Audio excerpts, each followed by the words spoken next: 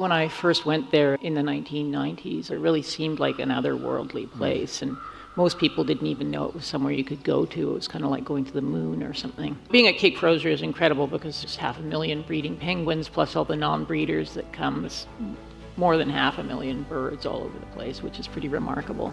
And it's always noisy and stinky. So there's something really profound in being in such a vast landscape with nobody else around. You feel like such a diminutive thing in the landscape, really insignificant, putting you in your place in the world. That is Louise K. Blight talking about her new book, Where the Earth Meets the Sky, a story of penguins, people, and place in Antarctica, recorded as a live Explore podcast event at the Ottawa International Writers' Festival earlier this month. And to further put you in the mood for this conversation,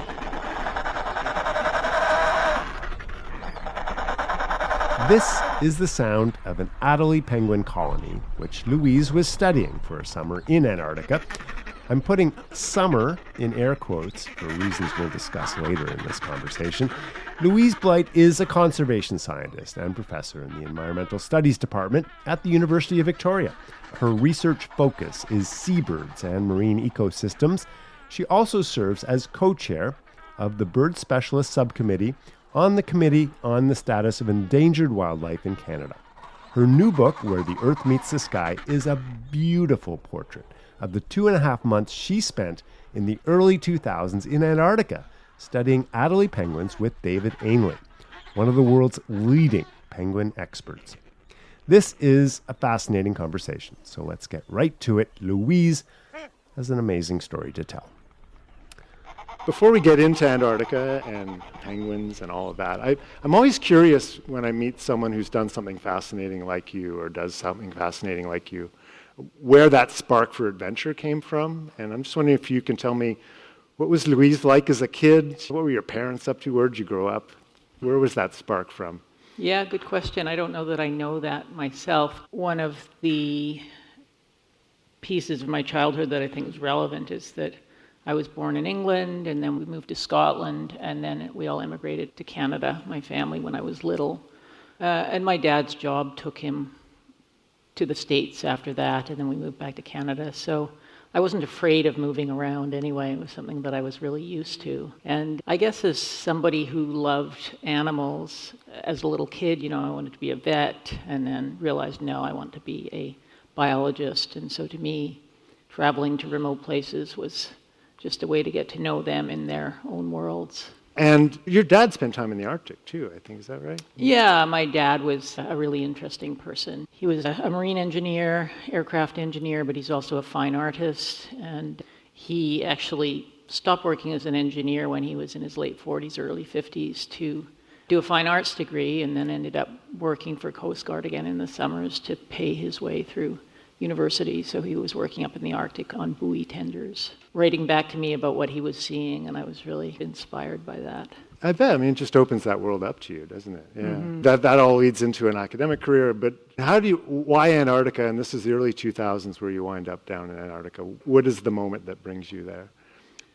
It was an opportunity, and to me, Antarctica was always an otherworldly place. So I think, especially not so much now where tourism has opened it up a bit, and we're reading about it all the time in terms of climate change.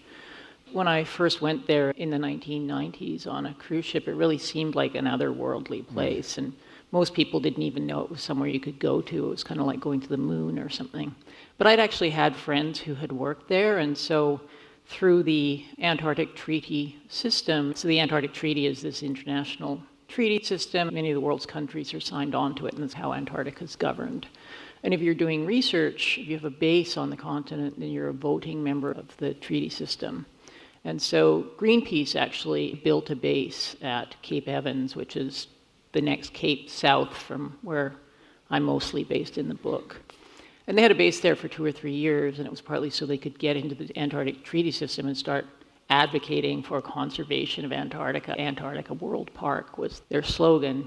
And so I knew people who had done that. And so to me it was, that's a place you can go even though it's really out there. And I thought I wanted to go. And then I ended up, I grew up on the coast to have lots of boat driving experience. And so a Canadian company was actually going down there with a cruise ship. And I sent them a message saying, you're going to need somebody to drive your Zodiacs to drive passengers ashore, and you should hire me to do that. And lo and behold, they did. And also to be a naturalist on the same trip. Amazing. So let's fast forward a little bit. You then wind up getting this position with David Ainley, who a lot of people may not know of, but in his circles is one of the top Antarctic researchers, Yeah, penguins absolutely. and more, right? Yeah. Yeah. So how did that come about? So I heard about the position at Cape Royds on Ross Island, working as a field assistant on this program that I ended up working on. I can't remember how I heard about it. I'd been working on seabirds for a while at that point, and seabird scientists in our part of the world all tend to know each other, and so I knew about the project, and I just decided that I'd apply for it. And you got it. Was lucky enough to get it. So 3 months at Cape Royds. So that's on Ross Island, which if you can picture Antarctica, and it's on the New Zealand sort of side of Antarctica, is that right? Sector, yeah. Yeah, that trajectory. One of the places that figures in this book is McMurdo, which is the main base. McMurdo Station is so Antarctica is a whole continent. Yeah, It's big nearly continent, twice the size of Australia. Yeah, But McMurdo Station is the biggest station right. on the entire continent. So imagine a whole continent. The biggest settlement is about 1,000 people. Yeah. So it's McMurdo. It's the main U.S. base. They Yeah. have more than one station. And then adjacent to it is Scott Base, which is a very small New Yeah. Zealand station. You fly in there and you have to do training in there and stuff. But I've heard it described as sort of the precursor for Mars mission bases or something like that. And if you look at video of it or pictures of it, it has that feel, doesn't it? Yeah, I heard that one of the astronauts who just went up into space and came back and was being interviewed and was really excited about having done some of their training in the Antarctic. Yeah, this is it. It has that feel. So let's bring you into that, because what also amazes me, we'll get to the penguins, I promise, but the characters in this book are phenomenal. Real people. They are amazing people, and they're all slightly of a type, but they're all definitely people who feels like they maybe don't quite fit in the rest of this world, but this is their place kind of thing. Yeah, I think so. Yeah, so can you describe getting in there and just, the first person you meet introduces herself as Sandwich, to give you an example. Yeah, Sandwich is also a real person. So her real name's Alison Barden, I think, and she's actually been going to Antarctica to work at McMurdo for many years. But yes, she's just a character who, as I say in the book, when I first saw her, she's carrying this little lunchbox in the shape of a big sandwich, and that's her nickname. Who are some of the people that really stand out for you in McMurdo for your time there?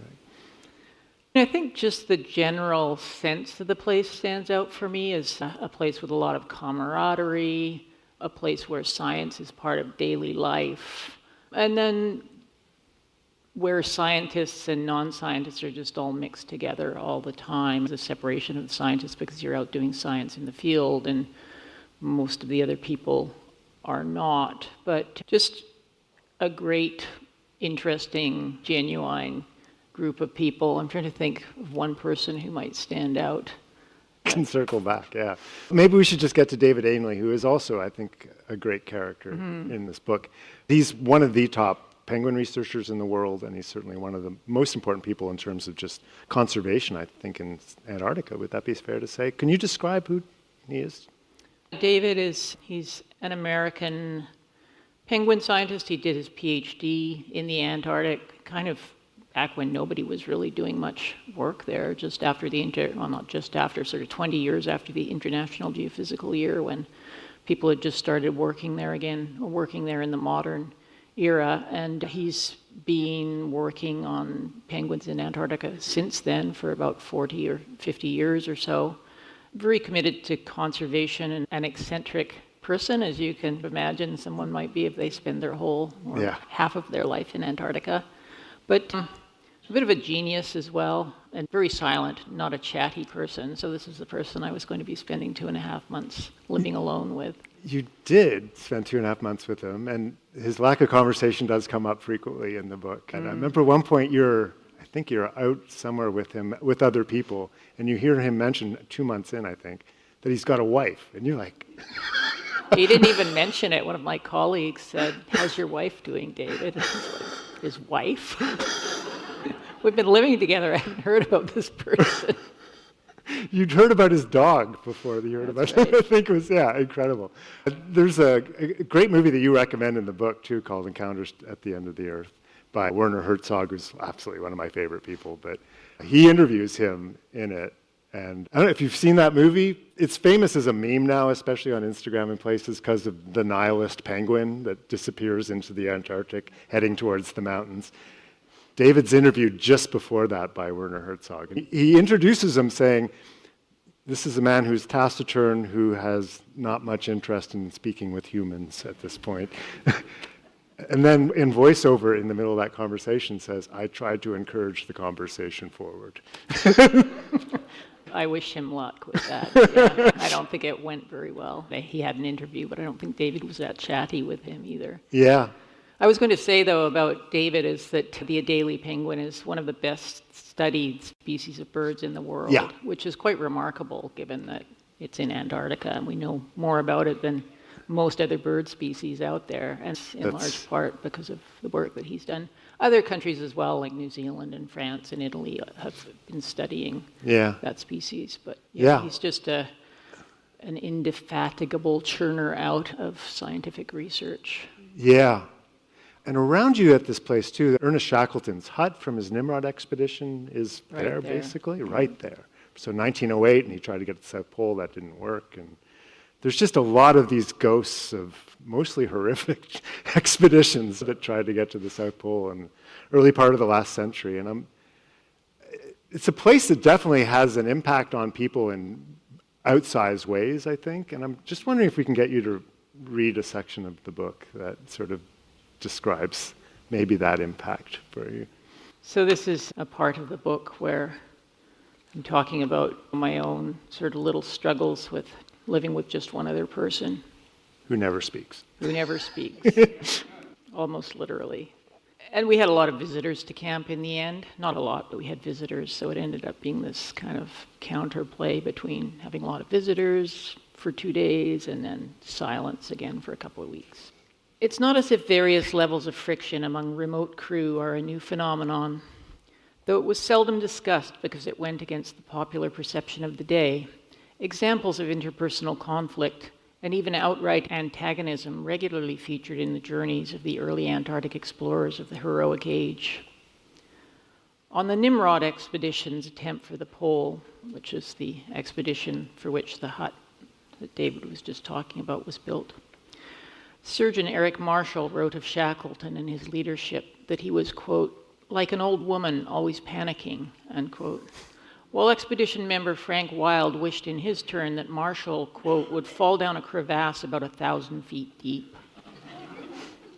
In modern times, the emotional difficulties faced by people on isolated polar expeditions have been more formally studied, in part to improve preparations required for space missions, Antarctica as analog for Mars.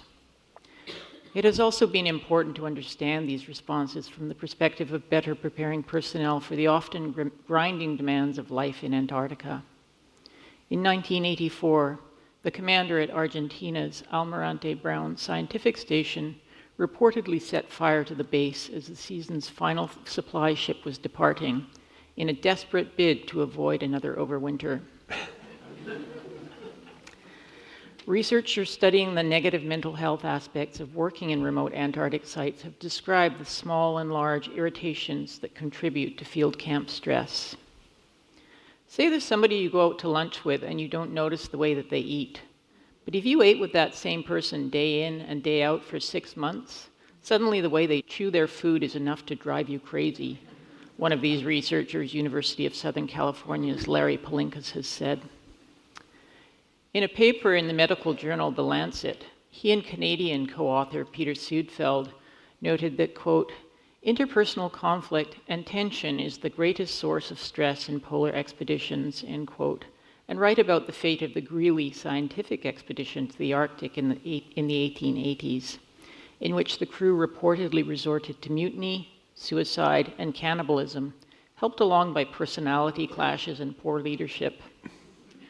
Palinkas also describes examples of this polar madness at modern research stations, one of which included a staff member clubbing a coworker with a pipe.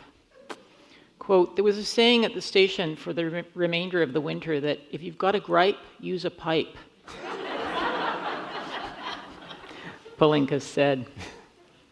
Knowing McMurdo's denizens, I'm convinced that this would have been more than a saying if it had happened there. Someone would have mocked it up to look like an official safety bulletin and posted it on a bulletin board outside the HR office. So we should say you and David Ainley didn't resort to the pipe at any point. No, and in fact, David and I have remained pretty close colleagues. And I have an email in my inbox right now that I need to get back to him on with a report that he's writing that I'm editing. So, yeah. Yeah. And you've written papers together? Yeah, we've written papers together. Yeah. Let's get to the penguins then, because I think that's a lot of the reason a lot of us are here. So Adélie penguin is one of the, until very recently, I would have said 18 species, but there's just been some genomics work that's been really recently published that says there's 21 of them now. So I guess I'll say one of 21 species of penguins. They're about off the table, they're about this high, weigh up to about 5 kilos. So there's a small to medium penguin. Black and white, just basic black and white with white eye rings. And interestingly, there are photos in the book of them close-ups, but they have feathers that grow quite far down their beaks, their bills, and this is an adaptation to the extreme cold of the southern environment they live in. It's one of the world's two southernmost penguins, so along with emperor penguins, one of the furthest south breeding birds of any bird. And they're one of the two pagophilic or ice-loving or ice-requiring Antarctic penguins. So they, again, emperor penguins. Emperor penguins need ice to breed on, to lay their eggs and raise their chicks. And then Adélies require ice, sea ice in their case, to molt and spend the winter on. Cape Royds is obviously one of the hubs for them. It's one of their colonies, right? Yeah. There are colonies, Adélie penguin colonies, all around the perimeter of the Antarctic continent. Right. But this is the southernmost colony of Adélies in the world that I worked at. Most of us will never experience this. How many of them are there, and what's it like to be in that sort of mass of wildlife? Yeah, so that was one of the research questions for the project the year that I worked on it. The project's ongoing. It's happening now. Slightly different research questions. On Ross Island, there's a map in the book as well, but there are 3 main points that are in the northern part of the island. Cape Royds, Cape Bird, and Cape Crozier. And at Cape Royds, there are about 2,500 pairs of penguins. At Cape Bird, to the north, there are about 25,000 pairs of penguins. Wow. And at Cape Crozier, on the eastern side, there are about 250,000 pairs of penguins. Wow. So I was at the small colony. Yeah. And then I've also spent time at Cape Crozier. I worked there in another year. So being at Cape Crozier is incredible because there's 250,000 pairs, there's 500,000 breeding penguins, plus all the non-breeders that come. There's more than 500,000 birds all over the place, which is pretty remarkable. Yeah. But Cape Royds is like a smaller version. It's always noisy and stinky. That's what I think about penguins. Charming and charismatic, but also they communicate with vocalizations, so there's a lot of calling that's going on and behaviors of courtship and trundling around the colony, building nests, and so on. Yeah, I loved your description of them, or it may have been from quoting someone else, but comic little men in dinner jackets, I think is the Yes, I think that was from Cushman Murphy, these early seabird biologists from the 30s. There's a line that jumped out at me in the book that said, this is you talking about yourself, there is a knack to holding a penguin. I'm like, I'd never given that any thought. So what is the key to holding a penguin? And this is for tagging and banding and all that kind of stuff. That's right, which we're doing under research permit, of course. Yeah. And so if you're putting say a satellite tag on it, you put it on the dorsal midline towards the tail of the penguin, and you just go and pick them up. And they're not afraid of people. They have an evolved fear of terrestrial predators, and so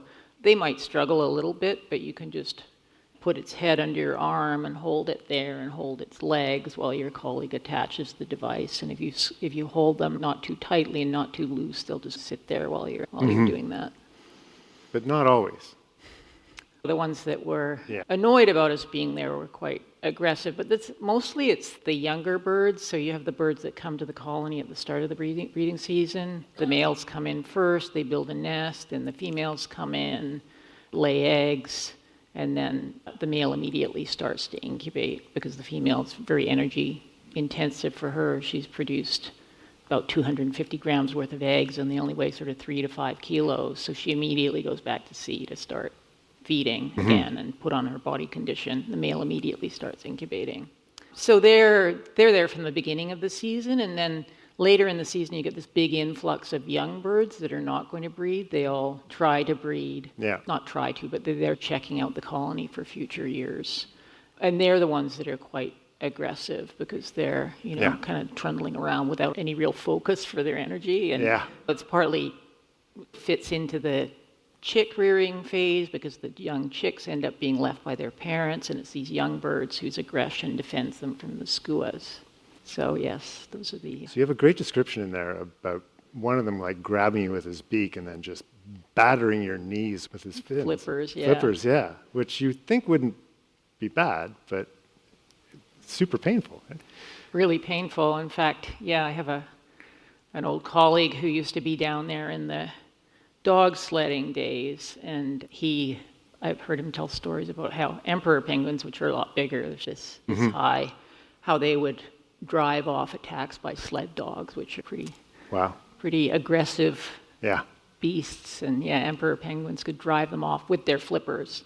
And you find penguin skeletons lying around because obviously so many birds, there's a lot of life and there's a lot of death. And the flipper bones are all flattened. They're not like a rounded bone like ours are, most animals. They're just really flat, and they have quite a sharp edge to them. So you can see why they do so much damage with them. Can you describe, so you guys, it's you and David, and you've got like a research hut basically, and then you each have a tent, is that right? You each have your own We had a one-room research hut. Yeah. And David slept on the floor in there. Okay. And then I had a mountaineering hut, or mountaineering tent that I slept in. Yeah. Except when the weather was super bad. Which was brutal when you first got there. Can you describe what the weather's? And this would be our equivalent of May, right? So November heading into December in the south. Yeah, just right before the start of summer. And what's that like?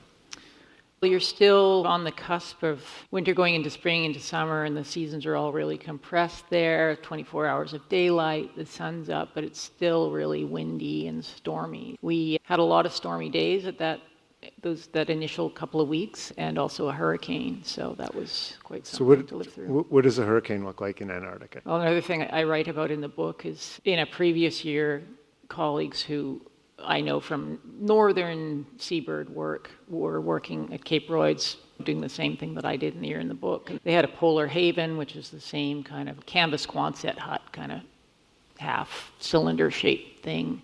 And theirs was not brand new like ours was, and it actually blew apart in a hurricane. Whoa. So it just disintegrated, and they had to go, and I think they sheltered in their polar haven's carry case. They sheltered in that for a while. Oh my goodness, yeah. And then made it down over the hill into the Kiwi permanent hut. That didn't happen to us, fortunately. But to me, it's always amazing to realize how strong the wind can be when you mostly read about it in hurricanes in the Caribbean or something. But to experience the wind that's that strong that it can actually blow you over is really quite something. And I've experienced it in the north, actually, working on a seabird colony and being out there off Vancouver Island in a hurricane as well. And come up over a ridge of land and the wind actually flings you back. It's so windy. And then if it's snowing, you can't see anything because there's snow blowing everywhere. You just need to stay inside. And what does a nice day look like down there in the Antarctic summer? There are photos of nice days in the book, lots of them, because those are the days those when you took pictures. Taking photos. The light's better, your hands aren't freezing. But you'd have a clear blue sky and beautiful light and sparkling wind-blown little bit of snow, because most of the snow gets ablated by the wind. Yeah. But really a beautiful place, and just there's no air pollution, so the visibility is forever. You make reference several times in the book just to how humbling the landscape is, how small you can feel. Can you just describe what you're looking out at from, say, your tent or your hut? What does that landscape look like? Yeah, there's something really profound in being in such a vast landscape with nobody else around or one other person around, where You could stand on the height of land, and then you look out on the frozen ocean. It's cold enough that the ocean's frozen, and then 70 kilometers away is the Royal Society Range, but the air's so clear, it looks way closer than that. To me, having lived in Victoria for many years, there's the Olympic Peninsula that's a lot closer than the Society Range, and it looks less clear because of the air pollution. And Even there. Yeah, and the height looks similar on the Society Range as the Olympics do from Victoria, but they're, whatever it is, twice as far away, so they're much higher. And you feel like such a diminutive thing in the landscape, really insignificant, putting you in your place in the world. Beautiful. Let's talk about, you bring up several times in the book, I realize I must smell like penguin. There was no doubt. And there's a moment, I think, where you go on, I think it was a Coast Guard vessel, U.S. Coast Guard vessel, where they actually pretty much insist they're going to take your clothes and wash them for you. Yes. It was ordered from the bridge, I am sure. Yeah. So how would you describe penguin smell as best you can? It's bird guano, and it's guano from seabirds that are eating fish, so it smells like digested fish and with an ammonia overlay. Yeah. And actually, one of the cruise ships that I worked on for a few years, I got to know the crew really well because I'd go back for a few seasons, and we get to certain penguin colonies. This was on the peninsula, and whenever we were downwind, the bosun would tie his handkerchief over his face, and he'd be retching, and I can't stand this smell. But to me, it just smells a place that I like to be. It's all how you frame it, right? Yeah. There's a character that weaves its way through this book, and it's probably the only real penguin character. Penguins are a character as a mass, but there's one penguin character that comes through, and it's a penguin whose band number is 1091, and I wonder if you could tell the story of 1091. Yeah, 1091 was her band number. And one day I was down in the colony walking around looking for banded penguins, which was a big part of the work that we were doing there, just to look at the demography of the population of Ross Island, who was moving where and who was surviving and so on. And I saw a penguin that was lying on the ground just at the entrance to the colony. And I realized that there was a pool of blood underneath her. And I thought, this penguin's been attacked by a leopard seal, and I guess she's going to die here. And then I went closer and realized that she was actually one of our study birds with a band on her, and so she was 1091. And so I said to David, I'd seen her, and I said, oh, I guess there's a bird that's going to die from our study population. And he said, oh, prepare to be amazed. And I thought, okay, sure, but he hasn't seen this bird, and I don't think she's going to survive. But anyway, over the course of a couple of days, she does make her way up to the little study subcolony that I was monitoring and relieves her mate, 1096, on the nest and starts incubating the eggs again. And, it took her 2 days to do something that would normally take 10 or 15 minutes. She dragged herself across stones, basically, to get to that nest, bleeding profusely. Yeah. Unable to use one of her legs and one of her flippers, and still managed, and then appeared and reappeared throughout the season. So survived the season anyway. Yeah, remarkable. Such resilience, right? And I guess that's a big part of what Antarctica is and what you must have seen, just the resilience of, just to survive in that environment, just the resilience must really hit you, does it? For me, the remarkable thing about penguins and about other seabirds was people studying them. We're terrestrial. Yeah. And so we see them on land mostly, unless you're studying them at sea, which some people do. But mostly we're at their colonies, counting their eggs or measuring their eggs or weighing the birds. And so I think we tend to think of them as terrestrial, and then we see photos of them and they're standing at their colonies. But really, they're at the colony from sort of October to February or November to February, and then the rest of their lives they're at sea. Yeah. They're a completely marine bird, really a marine animal. And same with most other species of seabirds. And when they're young, before they start breeding, they're at sea the whole time. They might come ashore for a couple of weeks in that period I was describing when they come ashore to look around, but otherwise, other than that, they're just at sea. So there's this completely marine animal that then suddenly, boop, pops out of the water onto an iceberg Yeah. and then walks ashore and then turns into this terrestrial animal. So that, to me, is one of the amazing things about how they've adapted to these two completely different worlds. Yeah. I wonder if we could do a second reading. Sure. Meet the penguins a little more. And another bird called the skua, which makes its presence felt all the way through the book. So this is the period I'm talking about when the younger birds are coming into the colony. The non-breeding Adélies are presently swarming into the colony in ever-increasing numbers, and the sub-colonies are burgeoning, spilling over their previously defined edges and swelling to create completely new ones. It's a tide of penguins, filling the nooks and crannies of Cape Royds like a river in full flood. I saw nearly 100 banded birds today, my seasonal record to date. Each day brings more penguins than the day before.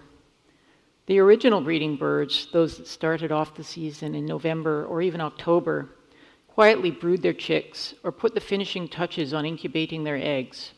But all around them is noisy penguin activity as these midsummer arrivals find mates, defend territories, build nests, and steal nest-building stones from their neighbors. None of these birds will raise a chick or even lay an egg. They're here far too late, their hormones out of sync with the egg-laying portion of the breeding season and the externalities of krill swarming, ice breakout, and eventual refreeze. But it's crucial to their annual cycle that they be here anyway, establishing a territory, perfecting the rituals of penguin courtship, renewing a bond with a late-appearing mate from a previous year, or for the younger birds, just being in the colony and increasing their comfort with the place so that they might enjoy a successful breeding season in a future year. But this spillover of newcomers is causing trouble for the skuas. The reference colony is expanding into the flats where 2 skua pairs have been incubating their eggs in little scrapes in the gravel. A couple of days ago, I watched 3 penguins, obviously thinking about claiming this area as new territory, repeatedly charge 1 skua and drive it off its nest. The penguins eventually wandered off, but today the shell of the skua's single egg, a lovely rich khaki green background with deep lilac and chocolate splotches, is lying broken in 2 pieces nearby, the near to hatching contents gone, presumably eaten by yet another skua after the parents had been driven too far away to defend it. I feel a pang of sadness for the pair, a futile summer of effort come to naught. I admire these fierce birds eking out an existence in this harsh environment. Most years their breeding appears to fail. Conditions are hard. But the oldest banded skua in the Antarctic is about 35 years old, and demographic analysis predicts that they live much longer, so they have many years in which to reproduce successfully and replace themselves. These remarkable birds are the only wildlife ever to show up at the South Pole, occasionally stopping in for a quick visit at the base there as they fly over the continent. Despite this small setback for the skua population, though, the adjacent nest is persevering. Yesterday I heard a chick peeping from under its fiercely protective parent. This is the nest where I photographed a bird buried in snow, but still incubating right after the hurricane. And today I saw it, very small and fuzzy, the first chick of its kind of the season, sitting near a rock as its parents battled yet another squad of juvenile delinquent penguins. The skuas are like a gull. They're a penguin predator. Yeah, and a pretty remarkable bird, as you suggest, too. But I remember at one point you're saying they're the only animal you'll see at this actual South Pole. Yeah, I think occasionally a snow petrel or an Antarctic petrel might fly over as well, but the skuas are the ones that are sort of seen there. Thousands of miles. Yeah. Yeah, incredible. And they migrate to the North Pacific as well, so they go all the way from Cape Royds up to off Vancouver Island. Come on, yeah, it's incredible. So this book takes place 23 years ago. Speaking of incubating, this has been incubating for a while. I'm just curious why you chose to write it now. Yeah, good question. Part of that is the publishing process. Yes. It's So long and drawn out. it actually was finished about 20 years after it happened. When I was told, oh, you've been the successful candidate to come and work on this project, I was talking to a colleague and said I could write a book about this. It's not like many people get to do this kind of thing. And so for that reason, and also because I've always kept a journal when I've traveled, I decided I'd keep a journal, and I did that most days when I was there. Not just, oh, today we did this. I had pasta in a bag for dinner or whatever. Yeah. But just writing, a lot of what's in the book is from my journals, pretty well verbatim. But then I came back and things happened, and then I started my PhD, and then finished my PhD, and then worked, and it was always there in the back of my mind. And then after my PhD, I was still thinking of doing this very much, but hadn't moved it along very much. And I was talking with a colleague who also a biologist, but has written a few books and done quite well. And she suggested you could apply to the Banff Centre for the Arts. I think this is a good project, and you could get in. And anyway, the long and short of it was that I did that and went to a couple of residencies at Banff, and it took shape. Of course, I still had the fear that it wouldn't be relevant because time had gone by. But I also thought Antarctica is a timeless place, and really what I'm writing about, there will be a few details that have changed, but in a lot of ways, this is Antarctica of today, apart from a few things. And then there was the fact that Antarctica started to really be in the news, and I thought this is maybe more relevant now than it was 15 years ago. It'll be more, people will relate to it more because of what they're reading about melting ice sheets and Climate change, right? Yeah, exactly. Yeah, So no, that's really what struck me about it, was how timely it felt even for something that happened 20-some years ago. I read a story in The Guardian about emperor penguins are now endangered because of climate change. Yeah, and what's going on there? Yeah, so this is very recent news. It's about 2 weeks ago, I think, 2.5 weeks ago maybe now. So the IUCN is the International Union for the Conservation of Nature. It's the body that assesses the status of species worldwide, so are things threatened or endangered, basically. And I'm actually on the same body that does that for Canadian species, so at a national level, we use the same process as the IUCN. So they assessed emperor penguins, and when we do this exercise, you can look at the past, so you can say, oh, this species is this really steep population decline. It meets the quantitative criteria for endangered or threatened. And you can also, or instead of, do the same thing into the future. So you can project. We project that there's going to be a decline into the future, and it's threatened or endangered for that reason. So for emperor penguins, one of the things I write about in the preface to the book is that in the last couple of years, there have been papers reporting emperor penguin colonies going through early ice breakout. And so emperors breed on the ice. The males incubate the eggs through the winter. The chicks hatch. The males feed them from their stomach oil, and the females come back. Anyway, they're rearing their chicks on fast ice, mostly on sea ice. A couple of other exceptions, but mostly there.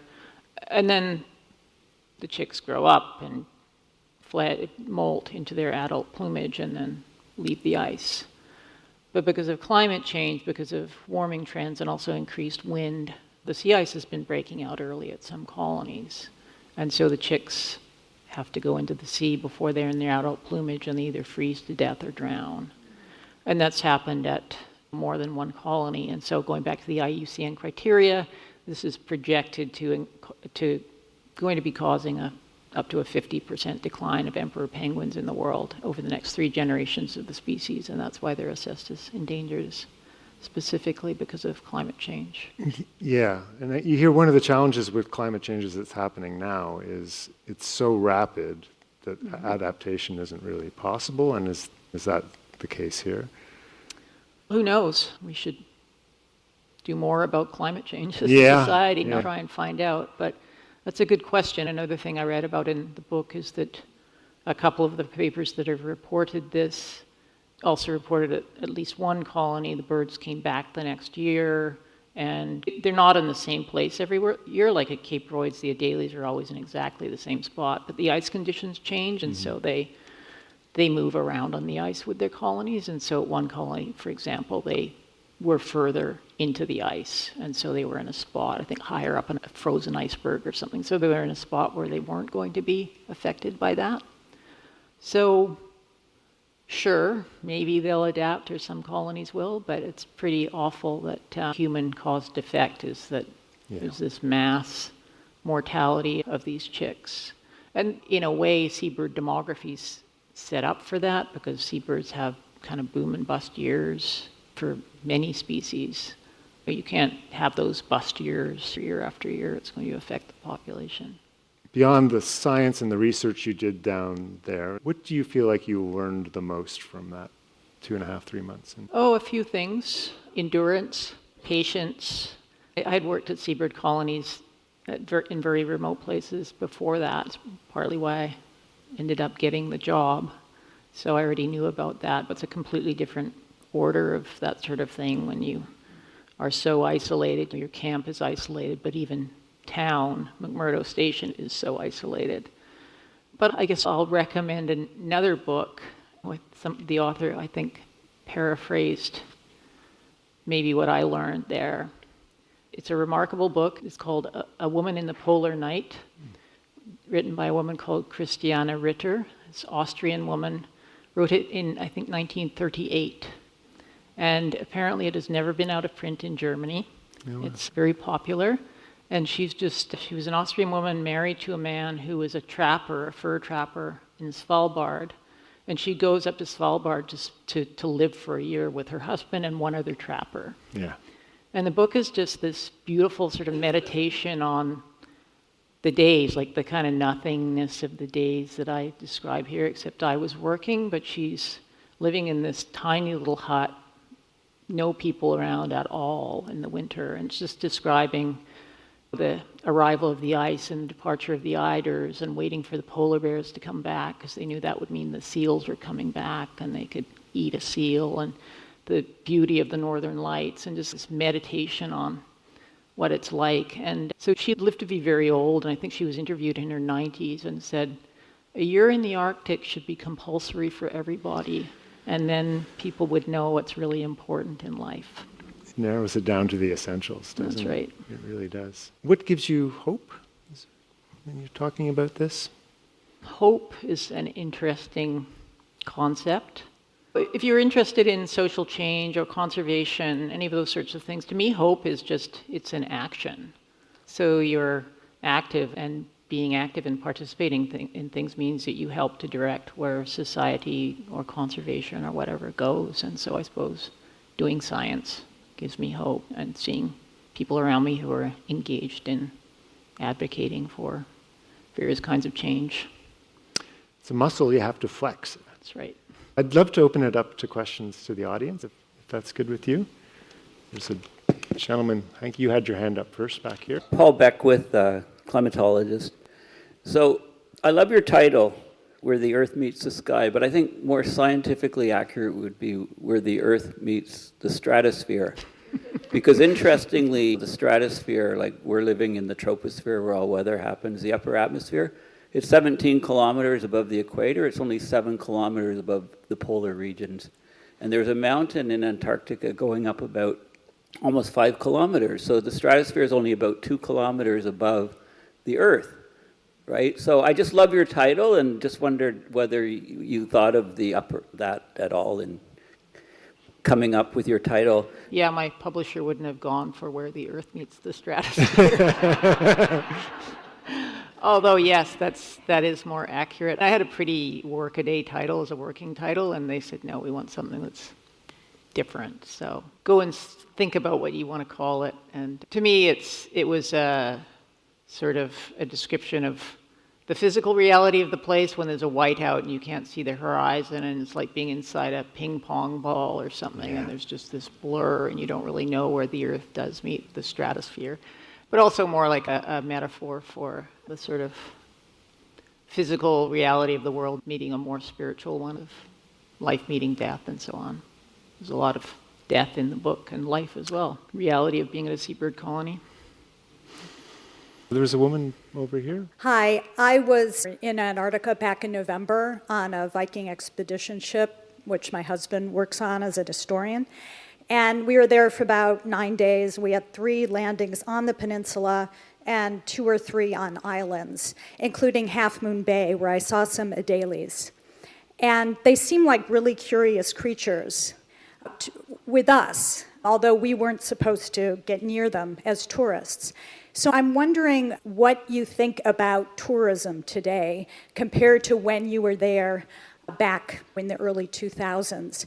Do you think that tourism overall is really good for humanity, that we should be down there and we come back and, like myself, we act as supporters of the treaty system and of conservation down there, or should we just stay away?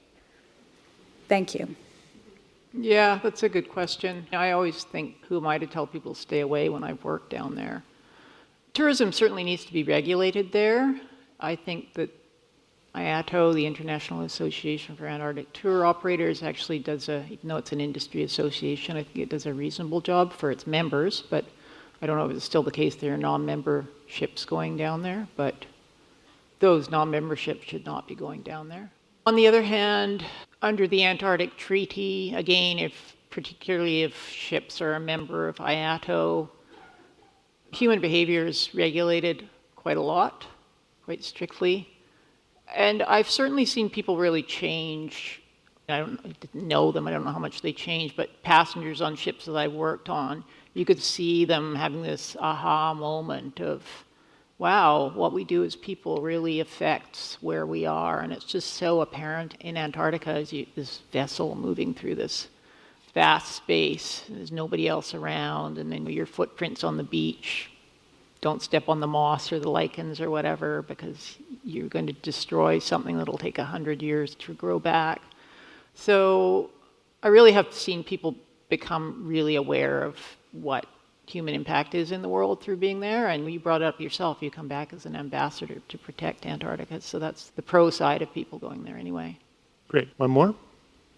Yep, up front here. Thank you. So I'm just curious to know, because you had such a raw experience there where you were basically back to the land, what did you enjoy the most when you returned? Yeah, I don't know that I enjoyed anything when I came back.